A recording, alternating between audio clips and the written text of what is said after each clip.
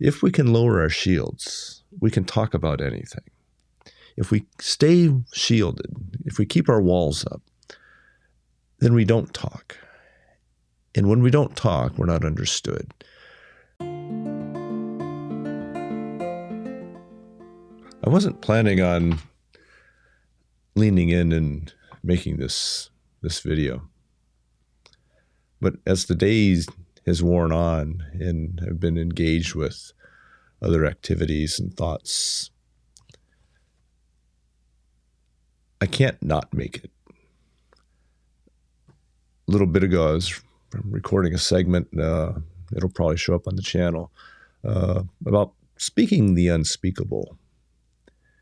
And whatever that is, I invite you to check back and see if you can find that and listen to that. But recently in the news, CNN and PBS, both of these major news networks, came to my attention around the topics of mental wellness, specifically teen mental wellness. The PBS segment, I just viewed it today, but it's about 5 days old, was talking about how elevations within adolescent and teen deaths have affected the overall mortality rate in the United States. This is complicated mathematics and statistics, using actuaries, etc. But in essence, in the United States, the mortality rate has been dropping for several years. COVID had something to do with it worldwide, but U.S., there's something else going on with it. And in that, the people being interviewed started naming things around teen mental wellness as causes of the mortality shift. And those causes that they were naming were things like suicide, homicides, teen homicides, drug overdoses, and car crashes, car accidents. And I will share with you, wasn't planning to do that, but here it comes. I lost a son to a car crash 11 years ago. Hardest thing I've ever been through. And he was a teen at the time, and everybody else involved in that event were all teens. Another individual died, and other teens had life-changing injuries as a result of that crash. So it's an important topic, that it's a worldwide topic, but specifically what's going on within teens to move them. And then the CNN piece comes out, and specifically, it seemed like the story was about TikTok. But then as I watched it, and if you haven't watched the whole thing, I'm going to put the link to both of these news stories down below. So I encourage you to watch all of them in their entirety, so they get a context as to what it is that their message that they're trying to get across and how well they did it. But the CNN one, at the timestamp of 1 minute 11 seconds, I believe it was, spotlighted high ren, a video that recently has really caught YouTube by storm, and I've actually made a commentary on it about how the reactors leaning into high ren have exposed the humanity of YouTube.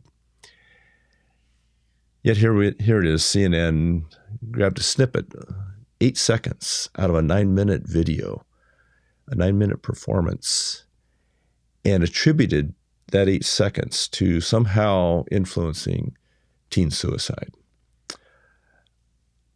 Fair treatment or not, I'm going to leave that up to you guys to decide if you watch the whole video of how it is that they used Ren's performance to tell their story around TikTok and teen mental wellness and mental health.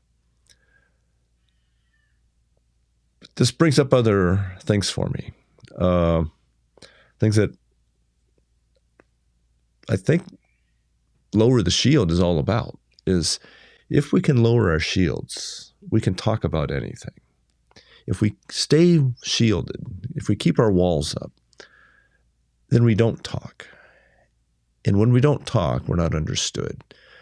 Some basic elements of being human is we have a need, deeply rooted needs to be known, seen, and understood.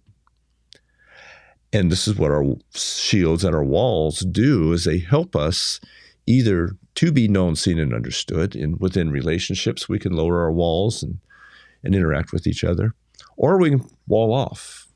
So often in marriage counseling, couples would come in and somebody says, well, he or she just doesn't express emotions. They won't talk to me, or they withdraw. And it's like, but as they start lowering their shields, something happens, something softens within the relationship. We do it internally. We create internal structures. In my high REN commentary, I mentioned the shadow and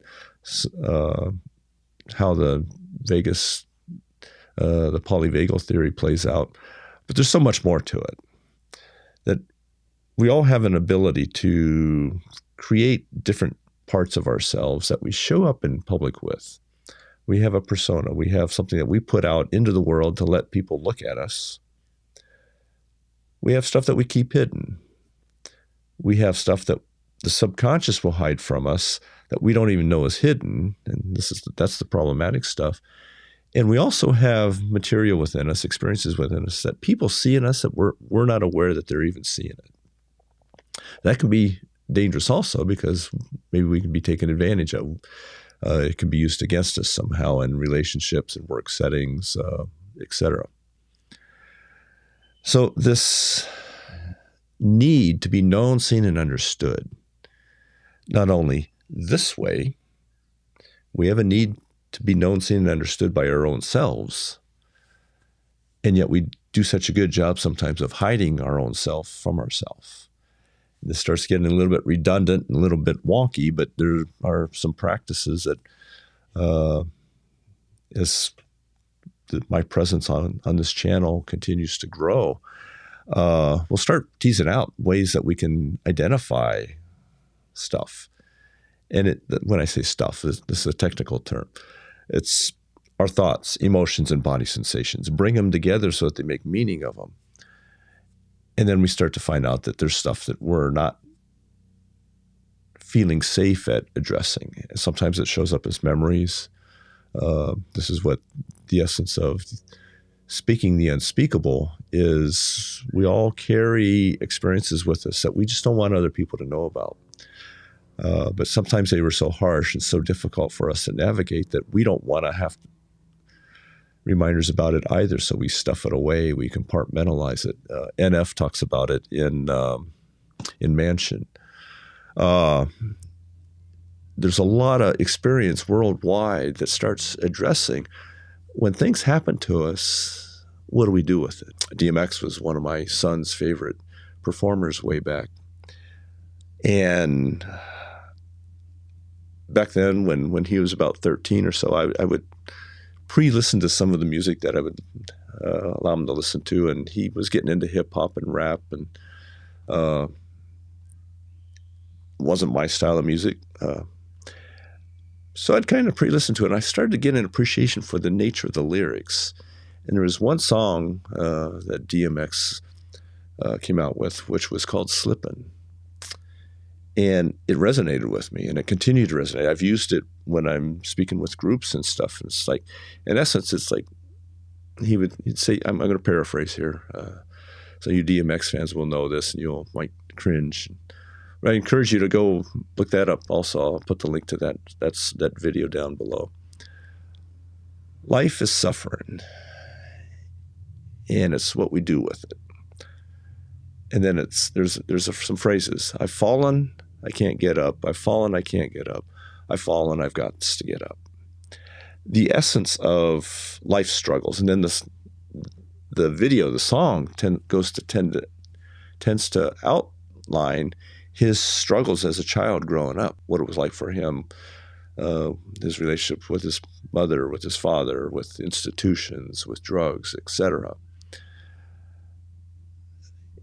And I was thinking when I was just thinking about this the other day, I go, whoa, how is that different other than 20 years separating? And I think it's been about 20 years since that song was out, to maybe the nature of some of the stuff that Ren Ren and Chinchilla and etc., that catalog of performances are starting to call out to us, to the public, the nature of what it is that it's like growing up, childhood, life, the struggles that we all go through. But another linkage, an odd linkage maybe, might sound odd for this channel, I don't know. Rodgers and Hammerstein. In 1958, they came out with a musical. They were well-known writers and producers of musicals of South Pacific. And in South Pacific was a song called Carefully Taught. And in that song, it's deep, it's dark, it's cutting. We've got to really be careful what it is that we expose our kids to, because we're teaching them. We teach them how to hate. We teach them how to love, etc. You've got to be taught before it's too late, before you are 6 or 7 or 8, to hate all the people your relatives hate. The essence here, though, that I'm getting at is people of my generation, people maybe the generation just following mine, might do well to take a deep, hard look inward, to lower our shields, to come inside this way, to say, what's the responsibility we have for the teen mental health crisis that's going on around the world? It's not just in the United States. That what is it that we've done? And another band, and Deep Purple, they have a song called Child in Time from 1970. So here we are. I'm bouncing around decades on that. I apologize for not being linear with this. It was an anti-war song. It was kind of a protest thing, something that a lot of the bands would do back in the 70s. They would make social commentary about the Vietnam War, whatnot. Many of the YouTube reactors have been reacting to Child in Time. That's actually what got me on this train of thought around DMX and Rodgers and Hammerstein. And I was thinking, wow, here we are 50 years later.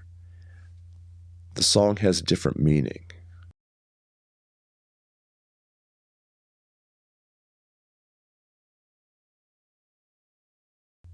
For me.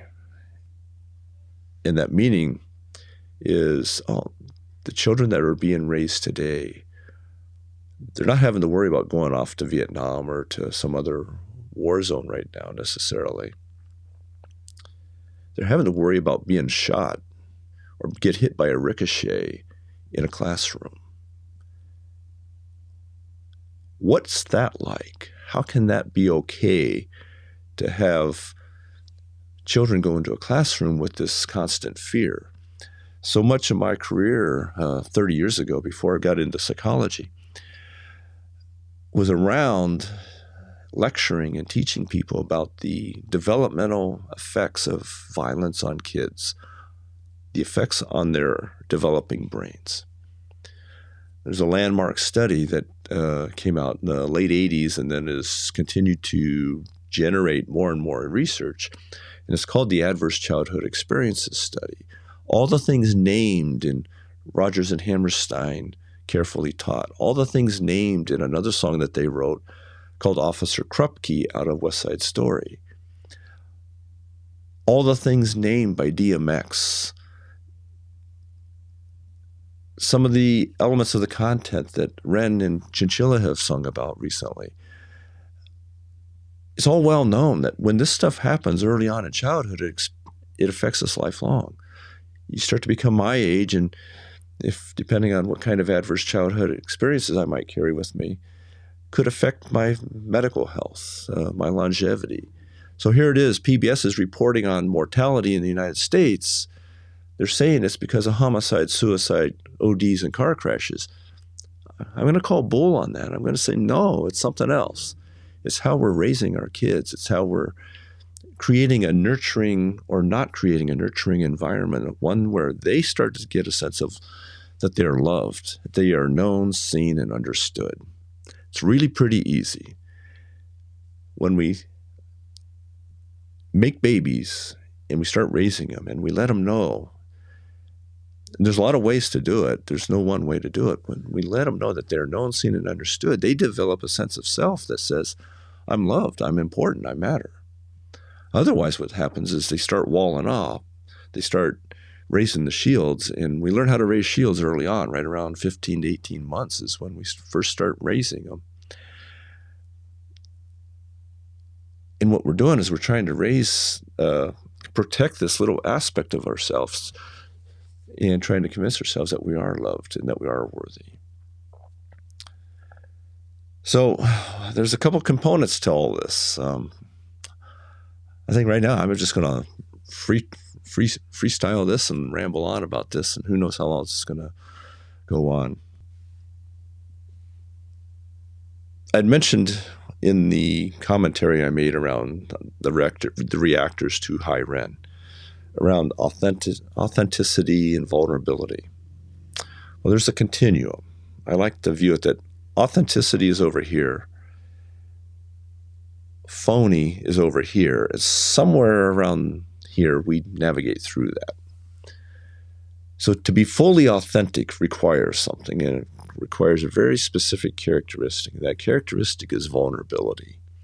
We have to lower our shields, allow ourselves to be vulnerable, to then allow ourselves to present ourselves out into the world in a way that's fully authentic. Most of us don't do it. I don't do it all the time. I'm not sure I do it much of the time. Not fully authentic. There's something that we hide. We don't disclose to people what we do when we're going to the restroom, or we don't necessarily disclose certain aspects of ourselves that worldwide, we tend to view them as private, and we keep them private. Well, there's a hiding to that. There's a disgenuineness to it, a dishonesty to it. But it's culturally acceptable, and we're trained and we're conditioned to do those sorts of things. So on this continuum, going from phony to authentic, and it's a wide continuum. If I move my hands out here, you're not going to be able to see them on screen, so I'll keep them clenched in like this. Honesty's like right in the middle. And if we can learn to be honest with ourselves, more vulnerability. We've got to lower the shields to be honest with ourselves. In high Ren, the amount of lying that one aspect of Ren is telling the other aspect. But maybe both aspects are lying to themselves. If there's a third aspect, if there's a core part on the inside that is being ignored, and so much of us learn how to ignore this core aspect of ourselves because we're conditioned to do it early on. This is the responsibility then that any of us that are our parents, shoulda, woulda, coulda, we oftentimes are second-guessing our decisions as our kids grow. Or those of you that are our parents now, currently raising youngsters, or that will be, you won't get it perfect. And you will tell your kids no once in a while, which they need to know how to form boundaries and whatnot. 3 simple things. How do they know that they're known, seen, and understood? It's not as simple as I stated, but the 3 simple things. In essence, that's what we all need.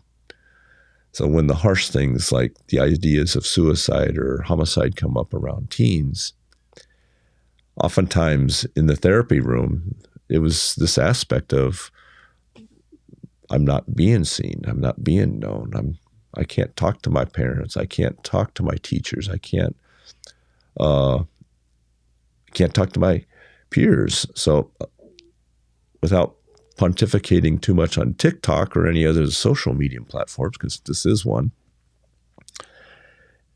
they have a function, they have a purpose. Yet, like so many things, there can be a positive and a negative to everything. I'm going to show you an image of a shadow. Invite you to look at it and contemplate for a moment.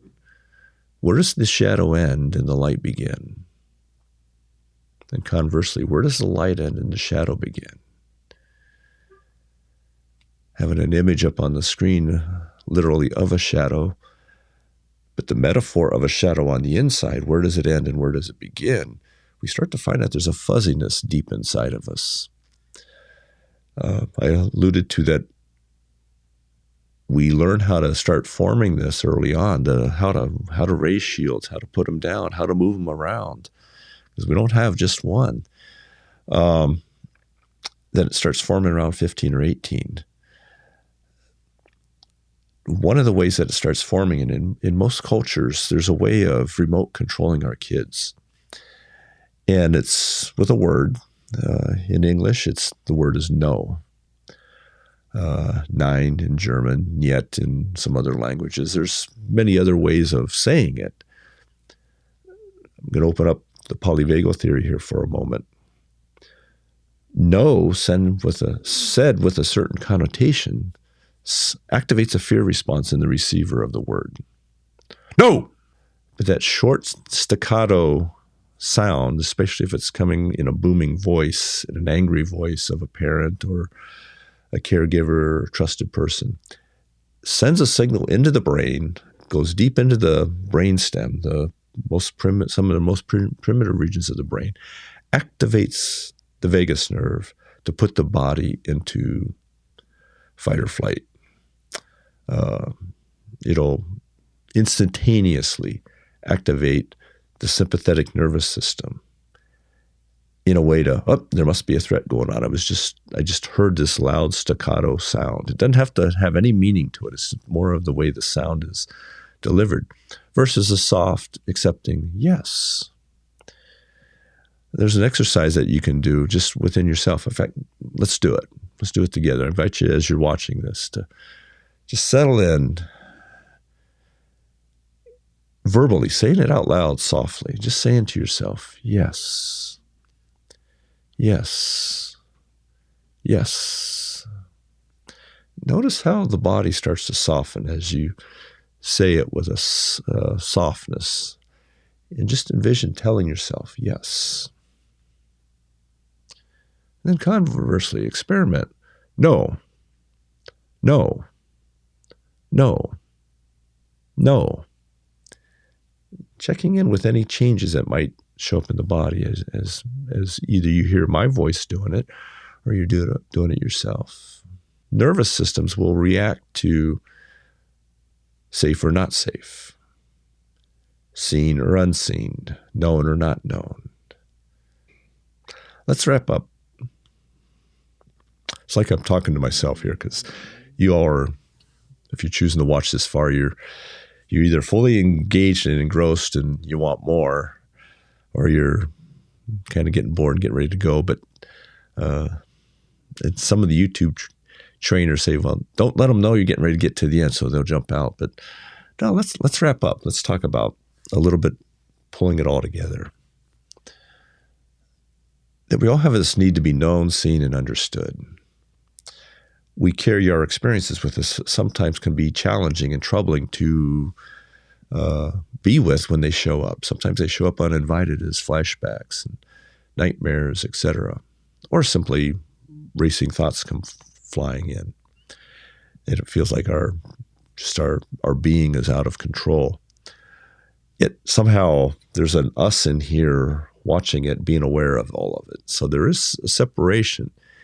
And as we lower the shield, we can start to tease it out and then bring it all back together. This idea of being known, seen, and understood are three needs that we all have. When that happens, we start to sense that we are safe, that we can be free from harm. When it's in relationships, it strengthens our relationships. When it's not in relationships, it pushes us apart. And then there's 5 practices that I like to convey to people, to teach them how to do them and encourage them to do them daily. Not necessarily all 5 of them every day, but at least one of them every day. And they can be harsh, they can be hard, they can be deep, and yet they will improve overall happiness over time. And they do take time. Doing it once might have a temporary effect. Doing them daily over the long haul, repetition. It's like working out, like developing a new habit. These 5 things are gratitude, acceptance, compassion, meaning, and forgiveness. Forgiveness is the last one. It can't happen without the first 4 showing up. They can seem gentle at first, but sometimes the inner conflicts, the shields, the walls that have been constructed over the years will get in the way of doing some of them. I was sitting in a mindful self-compassion course one time, meditating, doing the particular practice exercise, and I heard a voice very loud and strong come in over this shoulder. It was a loving kindness practice, and telling me loudly, "Stop it, you don't deserve it." Harsh words to hear from your own self. Throughout the years and throughout my practices, I've learned to turn toward and say, well, if not me, then who does? And it softens, it settled down and doesn't talk to me that way anymore. Doesn't mean I pushed it away, I resisted it. I brought it in and brought some love and compassion to it also. That's oftentimes what these practices that I'll be sharing here on the channel will start to open up. I can tell you that if you lower the shield in a safe setting, in a way that you can trust yourself and trust others around you, you will be known, seen, and understood. You'll know, see, and understand yourself differently. Sometimes it's useful to do the work with a therapist present and with their guidance. Sometimes with a particular teacher, a guidance, mindfulness teacher, a meditation teacher of some sort. There's a lot of different practices that can take us down a similar path, exploring this idea of gratitude, acceptance, compassion, meaning, and forgiveness. CNN and PBS, I encourage you to watch both news stories in their entirety so you can kind of sit with how the topics of teen mental wellness and teen mental health are being presented. But then also to maybe kind of sit with these, I'm not giving homework assignments, but to maybe investigate some of these other songs that I talked about, or performers actually, across decades, generations. Rodgers and Hammerstein from the 50s, Deep Purple from the 70s, DMX from the 90s, Ren and Chinchilla, current now. And there's many others. There's so many artists have used music as a way to step forward to make commentary on society, on government, on politics, on life in general, on relationships, etc. That's the power of music, is those of us that enjoy listening to it and watching it, we get something from it. And I'm going to guess that many of the artists get something by producing it. It's not always money. Oftentimes it's the process of creating something and letting it out into the world to try to change the world in a positive way. I think that's enough for now. So may we all remain free from harm, both internal and external. And maybe we can find some equanimity, balance, and peace. I wish you all well.